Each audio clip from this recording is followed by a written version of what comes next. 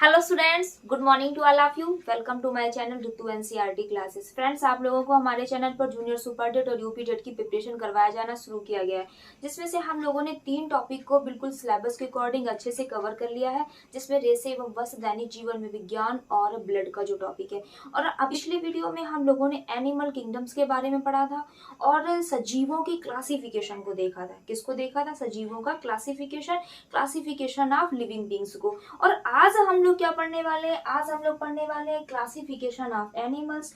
Animals का वर्गीकरण। तो सजीवों का वर्गीकरण और एनिमल्स के वर्गीकरण में डिफरेंस क्या है? इसमें डिफरेंस ये है कि सजीवों के वर्गीकरण में एनिमल्स को और प्लांटी को दोनों को एक साथ रख के अध्ययन करना होता है, और जो एनिमल्स का क्लासिफिकेशन है इसमें हम प्लांट्स को छोड़ देंगे। इसमें केवल और केवल हम लोग एनिमल्स के क्लासिफिकेशन के बारे में पढ़ेंगे। और जो आने वाले नेक्स्ट वीडियो होंगे जिसमें हम लोग प्लांट्स की क्लासिफिकेशन को भी पढ़ेंगे। ठीक, आज हम लोग किसको पढ़ेंगे? एनिमल्स की क्लासिफिकेशन को।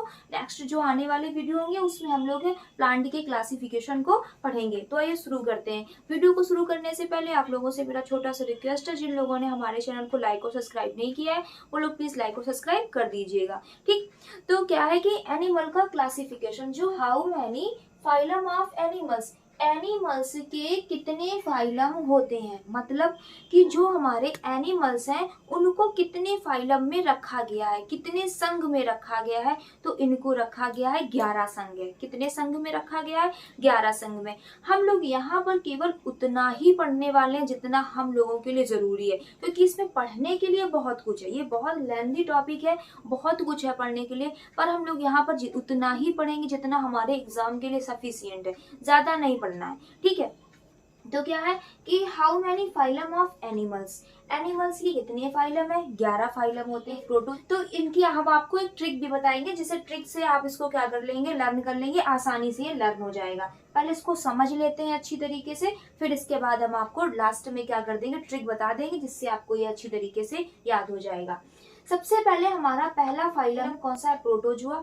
दूसरा है पोरीफेरा, तीसरा है सीलेंट्रेटा, चौथा है टीनोफोरा, पांचवा है प्लेटीहेल्मिंथेस, छठवां है एस्केहेल्मिंथेस, और सातवां है एनिलिडा, आठवां है आर्थ्रोपोडा, नौवां है मोलस्का, और 10वां है इकाइनोडर्मेटा, और जो 11वां है वो कौन सा है? कॉर्डेटा।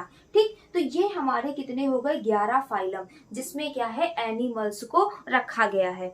इसके बाद में क्या है कि यहाँ पर जो ये फाइलम है, जितने भी इसमें ये फाइलम लिखे हुए हैं, ये इसका क्या है? बॉडी ऑर्गेनाइजेशन, और ये क्या है? सीलोम। तो सबसे पहले हम देख लेते हैं कि बॉडी ऑर्गेनाइजेशन होता क्या है। ऑर्गेनाइजेशन का मतलब होता है कि किन जीवों में जो शरीर जितनी भी जैविक क्रियाएं होती हैं वो किसमें संपन्न हो रही हैं। मतलब जैसे कि जिन जीव में सेलुलर लेवल का ये बॉडी ऑर्गेनाइजेशन पाया जा रहा है, तो उस जीव में जीव की जितनी भी जैविक क्रियाएं होंगी वो सब एक कोशिका में संपन्न हो रही होंगी।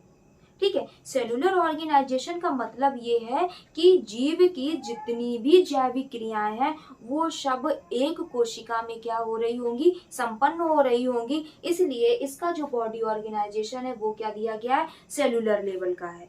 ठीक है, तो क्या होता है कि जो शरीर का गठन होता है वो उसके कितने स्तर होते हैं? 5 स्तर होते हैं, जो कि हम आपको पिछले वीडियो में बता चुके हैं।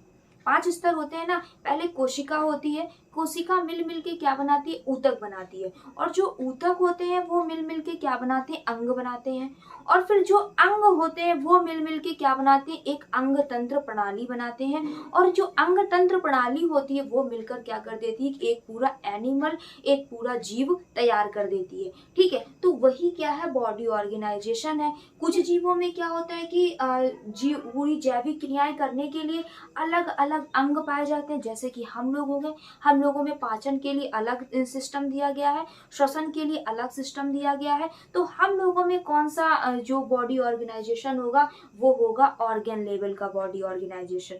आई होप आप लोग हमारी बात अच्छी तरीके से समझ गए होंगे। तो हम लोग सबके एक तरफ से बॉडी ऑर्गेनाइजेशन को पढ़ लेते हैं। इनको आप लोगों को बहुत अच्छे से लर्न कर लेना है। 1 या 2 क्वेश्चन जरूर इससे पूछे जाएंगे। ठीक, तो यहाँ पर क्या है कि प्रोटोजुआ है। प्रोटोजुआ का जो बॉडी ऑर्गेनाइजेशन होता है वो प्रोटोप्लाज्मिक लेवल का होता है, और पोरीफेरा में जो बॉडी ऑर्गेनाइजेशन होता है वो सेलुलर लेवल का होता है। सीलियंट्रेटा में जो बॉडी ऑर्गेनाइजेशन होता है वो टिश्यू लेवल का होता है, और जो टीनोफोरा में बॉडी ऑर्गेनाइजेशन जो होता है वो टिश्यू लेवल का इसमें भी होता है, और प्लेटीहेल्मिन्थेस में ऑर्गेन लेवल का होता है, एस्केहेल्मिन्थेस में भी ऑर्गेन लेवल का, और एनिलिडा में ऑर्गेन का, और आर्थ्रोपोडा, मोलस्का, इकाइनोडर्मेटा, कॉर्डेटा, इन सब में जो बॉडी ऑर्गेनाइजेशन होता है वो ऑर्गेन लेवल का होता है। ठीक, इसके बाद में आप लोग अभी एक बार ऐसे देख लीजिए, फिर हम आपको इसकी ट्रिक बता दे रहे हैं। आपको ये अच्छी तरीके से बिल्कुल सिंपली याद हो जाएगा, बस एक बार पूरा देख लीजिए। ठीक, यहाँ पर क्या है, सीलोम। सबसे पहले अभी सीलोम, सीलोम होता क्या है?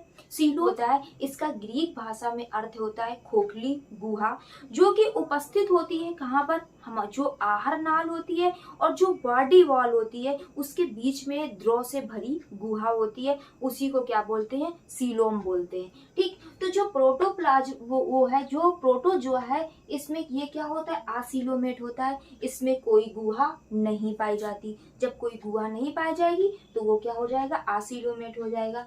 पोरीफेरा में क्या होता है कि कोई गुहा नहीं पाई जाती है, और इसमें सीलिएंट्रेटा में क्या होता है कि कोई गुहा नहीं होती है, और टीनोफोरा में भी कोई गुहा नहीं होती है, प्लेटीहेल्मिन्थेस में भी कोई गुहा नहीं होती है। इसका मतलब है कि ये जो यहाँ तक कहाँ से प्रोटोजोआ से लगा के प्लेटीहेल्मिन्थेस जितने भी होते हैं वो आसीलोमेट होते हैं, मतलब इनमें कोई भी गुहा, कोई सीलोम नहीं पाई जाती है। ठीक, इसके बाद में क्या है कि जो हमारा ये एस्केहेल्मिन्थेस है, इसमें स्यूडोसीलोम पाया जाता है, मतलब इसमें अशक्त सीलोम पाया जाता है।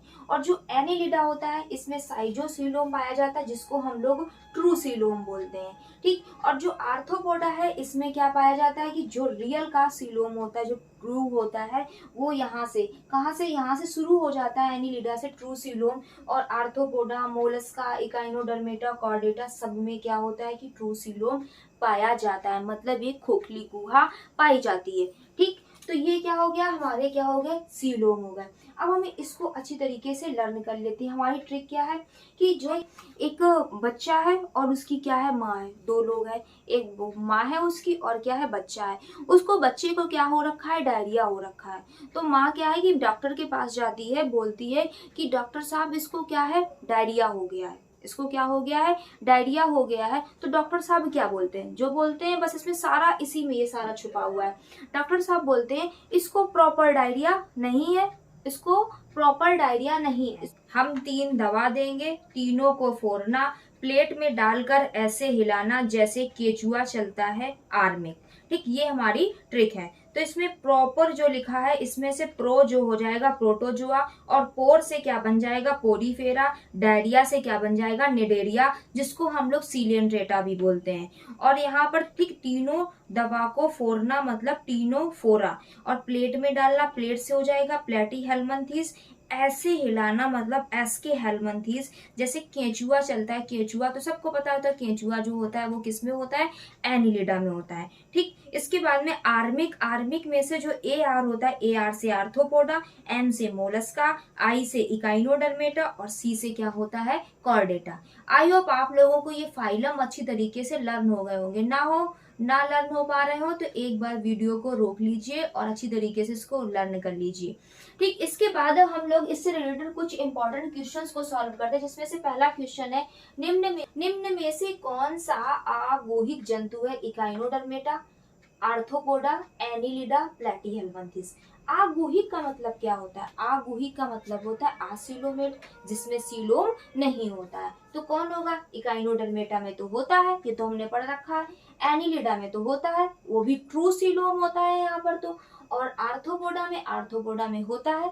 इसके बाद कौन सा बच रहा है, प्लेटीहेल्मिन्थेस। जो ये प्लेटीहेल्मिन्थेस है, ये क्या है कि एक आगोहिक जंतु है, यही तो आसीलोमेट है, इसी को तो आगोहिक बोलते हैं। यही हमारे ऑप्शन में क्या हो रहा है, मैच हो रहा है। तो हमसे पूछ रहे हैं आगोहिक जंतु, तो प्लेटीहेल्मिन्थेस, और जो ये सारे जो है इकाइनोडर्मेटा, एनिलिडा, आर्थ्रोपोडा, ये सारे कैसे हैं, गोहिक जंतु है, मतलब इसमें सीलोम पाया जाता है। तो हमारा सही ऑप्शन कौन सा होगा, चौथा नंबर, प्लेटीहेल्मिन्थेस। ठीक, अब हमारा नेक्स्ट कौन सा है, स्यूडोसीलोम किसमें पाया जाता है, निडेरिया में, कि आर्थ्रोपोडा में, कि एस्केहेल्मिन्थेस में, कि प्लेटीहेल्मिन्थेस में।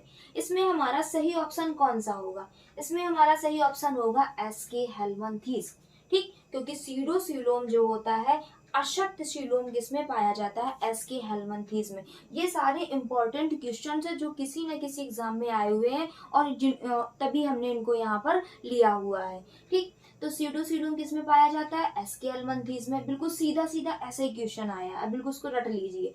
इसके बाद में क्या है? साइजोसीलोम या सप्तसीलोम किस में पाया जाता है? पोरीफेरा में, एस्के हेलमंथीज में, कि प्लेटी हेलमंथीज में, कि एनेलिडा में। साइजोसीलोम मतलब सप्त गुहा किस में पाई जाती है? तो हमारे सामने तो लिखा हुआ है किस में पाई जाती है? एनेलिडा में। तो किस में पाई जाती है? जो हमारे सप्त गुहा होती है, साइजोसीलोम होता है, वो एनिलिडा में पाया जाता है। ठीक, इसके बाद में हमारा क्या कि पहला सीलोमेट था। पहला सीलोमेट था कौन? एस्के हेलमंथीज था, कि आर्थ्रोपोडा था, कि प्लेटी हेलमंथीज था, कि पोरीफेरा था। ठीक, ये बहुत अच्छा क्वेश्चन है और ये बहुत कंफ्यूजन वाला भी है। ये जल्दी से क्या होता है कि सही बनता नहीं है। कौन सा पहला सीलोमेट था? तो जो इसका आंसर होगा वो होगा प्लेटी हेलमंथीज। अब कुछ लोग सोचेंगे क्यों? क्योंकि यहाँ पर तो ये तो सीलोमेट था और यहाँ पर क्या लिखा है? पहला सीलोमेट। तो हम आपको बता दें कि जो प्लेटी हेलमंथीज है, प्लेटी हेलमंथीज से ही क्या है कि सीलोम बनना शुरू हुई थी।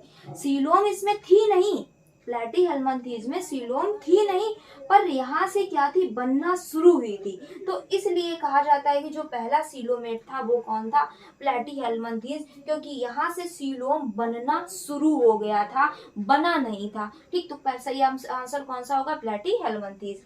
पोरीफेरा में किस तरह का बॉडी ऑर्गेनाइजेशन पाया जाता है? तो पोरीफेरा में किस तरह का बॉडी ऑर्गेनाइजेशन पाया जाएगा? इसमें जो सारी जैविक क्रियाएं होंगी वो किसमें संपन्न होती है? ऊतकों में संपन्न होती हैं। ठीक, तो पोरीफेरा में जो बॉडी ऑर्गेनाइजेशन होगा वो किस लेवल का होगा? सेलुलर लेवल का होगा। ठीक, इसके बाद में क्या है? प्लेटी हेलमंथीज में किस तरीके का बॉडी ऑर्गेनाइजेशन होगा? सेलुलर का होगा, टिश्यू लेवल का होगा, कि प्रोटोप्लाज्मिक लेवल का होगा, कि ऑर्गेन लेवल का होगा? देख के बताइए प्लेटी हेलमंथीज में किस तरीके का बॉडी ऑर्गेनाइजेशन होगा? तो हमारा प्लेटी हेलमंथीज ये है ना, तो यहाँ पर कौन सा है? ऑर्गेन लेवल का बॉडी ऑर्गेनाइजेशन है। ठीक, तो ये इसमें हमारा चौथा नंबर क्या हो जाएगा? सही हो जाएगा। ऑर्गेन लेवल का बॉडी ऑर्गेनाइजेशन है। तो इसको देख लेते हैं कि यहाँ से जो हमारा प्लेटी हेलमंथीज होता है, प्लेटी हेलमंथीज के नीचे जितने भी फाइलम होंगे सब में ऑर्गेन लेवल का बॉडी ऑर्गेनाइजेशन पाया जाएगा। इसके बाद में प्लेटी हेलमंथीज के ऊपर जो सीसी वाले आते हैं, सीसी वाले मतलब एक टीनोफोरा आता है, एक सीलेंट्रेटा आता है, दोनों सीसी वाले में टिश्यू लेवल का ऑर्गेनाइजेशन होगा। यहाँ पर सब में बॉडी लेवल का ऑर्गेनाइजेशन है, इसके ऊपर जो सीसी है दोनों में टिश्यू लेवल का ऑर्गेनाइजेशन है, और प्रोटोजोआ का प्रोटोप्लाज्मिक सबको पता होता है, पोरीफेरा का सेलुलर लेवल ये सबको पता होता है। ठीक, तो ये जो सीसी दो है इसमें क्या? टिश्यू लेवल का ऑर्गेनाइजेशन है। ठीक, अब इसके बाद में तुमसे पूछा गया है कि रोमंथी या रूमिनेंट एनिमल्स कौन होते हैं? कौन से? रोमंथी या रूमिनेंट एनिमल्स कौन से होते हैं? तो हम आपको बता दें कि जितने भी हमारे हर्बीवोरस एनिमल्स होते हैं, मतलब जितने भी शाकाहारी जीवधारी होते हैं, जैसे कि हमारी वो हो गई, गाय हो गई, बकरी हो गई और भैंस हो गई, तो ये क्या करते हैं कि जुगाली करते हैं। जुगाली करने का मतलब क्या होता है कि ये पहले तो एकदम से अपने भोजन को पूरा खा लेते हैं, फिर ये आराम से बैठते हैं, फिर अपने मुंह को क्या करते हैं? चलाते रहते उस भोजन को क्या करते हैं? पचाते हैं। ठीक है, तो उसको क्या बोलते हैं? जुगाली करना बोलते हैं। तो जो जुगाली करने वाले जो एनिमल्स होते हैं उन्हीं एनिमल्स को क्या बोलते हैं? रोमंथी बोलते हैं। इसका एग्जांपल क्या है? गाय, भैंस, बकरी। और ऐसा क्यों होता है? क्योंकि जो एनिमल्स ये होते हैं इनमें जो इनका स्टमक होता है वो 4 भागों में बटा होता है, और जो हम लोगों का स्टमक होता है वो 3 भागों में बटा होता है। किस में बटा होता है? कार्डिक में, फंडिक में और पाइलोरिक में। पर जो इनका स्टमक होता है वो 4 भागों में बटा होता है, इसलिए ये क्या करते हैं कि जुगाली करते हैं। तो जो जुगाली करने वाले एनिमल्स होते हैं उनको रोमंथी या रूमिनेंट कहा जाता है। ठीक, इसके बाद में क्या हमारा नेक्स्ट है, एक ही समय पर दोनों तरफ देखने वाले प्राणी कौन है? मतलब एक समय पर दोनों तरफ, यहाँ भी देख ले, यहाँ भी देख ले, ऐसा प्राणी कौन सा है? हम आपको ऑप्शन दे रहे हैं, आपको गेस करना है। कौन सा? गिरगिट, छिपकली, सर्प, कछुआ। इसमें हमारा सही ऑप्शन कौन सा होगा? गिरगिट होगी, कि छिपकली होगी, कि सर्प होगा, कि कछुआ होगा, जो एक समय में दोनों तरफ देख लेता है, यहाँ भी देख ले और यहाँ भी देख ले। तो इसका हमारा सही ऑप्शन होगा गिरगिट। कौन होगा? गिरगिट। गिरगिट ही एक ऐसा जीवधारी है जो क्या करता है कि एक समय में दोनों तरफ देख सकता है। और ये पेड़ों में रहने वाली क्या होती है? इनको छिपकलियां कहा जाता है, पेड़ों में रहने वाली। ठीक। और ये क्या करते हैं कि इनमें अपना कलर बदलने की, अपना रंग बदलने की, मतलब बॉडी का जो कलर है उसको चेंज करने की क्या होती है? क्षमता होती है। ठीक। अब हम लोग अपना नेक्स्ट क्वेश्चन देख लेते हैं। कौन सा है? हमारा नेक्स्ट क्वेश्चन है कि हिप्पोकैम्पस है एक, क्या है? स्तनधारी है, कि सिलेंड्रेटा है, कि प्रोटोकॉर्डेटा है, कि मीन है? क्या है? हिप्पोकैम्पस जो होता है वो एक मीन है, मतलब मछली है। ये पिसीज वर्ग से आता है। उसमें ये मछली जो होती है कहाँ पाई जाती है? समुद्र में पाई जाती है। और इसका जो सिर होता है वो घोड़े के समान होता है, इसलिए इसको क्या बोलते हैं? समुद्री घोड़ा भी कहते हैं। ठीक। इसके बाद हमारा नेक्स्ट क्वेश्चन है कि लीमर क्या है? लीमर मानव शरीर में एक हड्डी है, कैंसर के विकास का एक प्रकार है, एक साधारण मशीन है, मेडागास्कर में पाया जाने वाला एक जानवर है। तो इसमें हमारा जो सही ऑप्शन होगा वो कौन होगा? मेडागास्कर में पाया जाने वाला एक जानवर है। कौन? लीमर। इसके बाद में क्या होता है? में से किस पशु में छोटी आंत सबसे छोटी होती है? हमारा ऑप्शन है कि गाय, खरगोश, शेर, बकरी। किसमें सबसे छोटी होती है? वो होती है हमारे शेर में, क्योंकि जो शाकाहारी जीव होते हैं उनमें जो आहार नाल होती है वो कैसी होती है? वो बहुत लंबी होती है। क्यों? क्योंकि सेलुलोज को पचाने में टाइम लगता है। पर जो मांस खाने वाले एनिमल्स होते हैं इनमें जो आंत होती है वो क्या होती है कि साइज उनका बहुत कम होता है, बहुत छोटा होता है। इसके बाद में विश्व में सबसे तेज जमीनी जानवर कौन सा है? कुत्ता, चीता, बाघ, घोड़ा। कौन सा इसमें सही होगा? इसमें सही होगा बाघ। कौन होगा? बाघ ही सबसे तेज जमीनी जानवर होता है। ठीक। बाघ का जो वैज्ञानिक नाम होता है वो होता है एसिनोनिक्स जुबेटस। क्या होता है? Acinonyx jubatus. ठीक। सबसे जहरीली मछली कौन सी है? पत्थर मछली, पार्कुपाइन मछली, पिरानहास मछली, एंगलर मछली। तो इसमें हमारा सही ऑप्शन हो जाएगा पफ्फर मछली। पफ्फर मछली जो होती है वो सबसे जहरीली मछली होती है। आई होप आप लोगों को आज का वीडियो अच्छा लगा होगा और समझ में भी आया होगा। अगर आप लोगों को हमारा वीडियो अच्छा लगा है तो मेरे चैनल को लाइक और सब्सक्राइब करिएगा। और आप लोगों को कोई डाउट है कोई किसी भी क्वेश्चन में तो आप लोग कमेंट करके पूछ सकते हैं। Thank you.